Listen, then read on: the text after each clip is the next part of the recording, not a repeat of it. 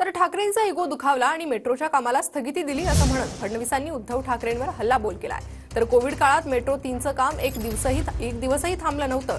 जंगल नष्ट करत त्यांना जागा अदानीच्या घशात घालायची होती असं म्हणत आदित्य ठाकरेंनी फडणवीसांच्या टीकेनंतर पलटवार केलाय।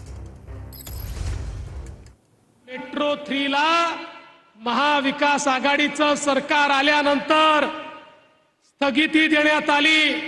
हजारो कोटी रुपये खर्च झाल्यानंतर केवळ कोणाचा तरी इगो दुखावला म्हणून या ठिकाणी स्थगिती देण्यात आली।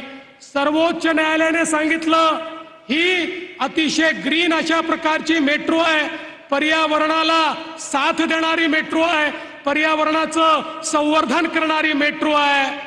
पण दुर्दैवाने आमच्या उद्धवजींचा काय इगो दुखावला मला माहिती नाही, त्यांनी याला स्थगिती दिली।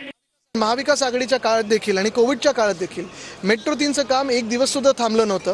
पण जी आरे कारशेड आम्ही हलवली होती, जंगल नष्ट करायचं नव्हतं, जंगल आम्हाला वाचवायचं होतं, ते पुन्हा जंगल त्यांनी नष्ट करायचं ठरवलं का? तर अदानीच्या घशात त्यांना ती कांजूरमार्गची जागा टाकायची होती।